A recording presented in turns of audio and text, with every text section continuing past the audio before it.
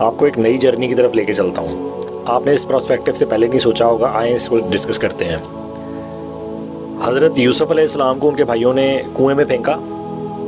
جب حضرت یوسف علیہ السلام وہاں سے باہر نکلے اور ایک پوری جرنی انہوں نے جو ہے وہ طے کی، اور جب تک وہ مصر کے فائنانس منسٹر نہیں بن گئے تب تک اس پورے انسیڈنٹ کے بارے میں کہیں پہ انہوں نے حضرت یوسف علیہ السلام نے اپنے بھائیوں کو برا بھلا کہا یا ان کے بارے میں سوچا کہ میں یہاں سے نکل کے ان کو چھوڑوں گا نہیں، میں ایک دفعہ جیل سے نکلا ہوں ان کو نہیں چھوڑوں گا، میں ایک دفعہ مصر کے بازار سے نکلا ہوں ان کو نہیں چھوڑوں گا، میں ایک دفعہ یہ امیر مصر کی اس غلامی سے نکلا ہوں میں ان کو چھوڑوں گا نہیں. ایک دفعہ بھی انہوں نے جو ہے وہ اپنے ان بھائیوں کے بارے سے بدلہ لینے کے بارے میں نہیں سوچا. یہ ہمیں درس دیتی ہے یہ چیز کہ وہ انہوں نے بھلا دیا اس چیز کو.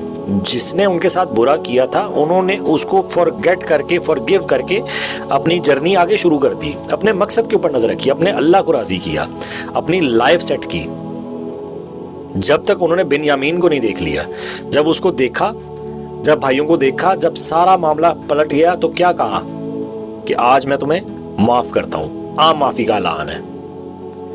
یہ چیز ہوتی ہے. اس سے آپ کو کیا سبق ملتا ہے؟ چھوڑ دیں جو کوئی آپ کو برا بھلا کہا ہے، اس نے کسی نے لائف میں آپ کے ساتھ برا کیا ہے، یا آپ کے ساتھ جو ہے وہ کوئی ایسا انسیڈنٹ پیش آیا جس کی وجہ سے آپ کو شدید تکلیف ہوئی ہے، وہ پاسٹ تھا، بھول جائیں اس کو.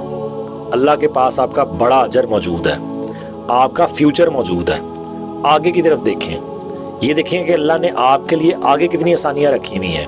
یہ سوچیں کہ آپ کا مشن، آپ کا ویژن، آپ کا ٹارگٹ کیا ہے، اس کے اوپر نظر رکھیں. بھول جائیں جس نے کوئی برا کیا تھا. یہ سب سے زیادہ فائدہ آپ کو دے گا، کسی اور کو دے نہ دے. یہ کائنات میں آپ کے لیے سب سے بینیفٹ ہوگا یہ. السلام علیکم ورحمۃ اللہ وبرکاتہ.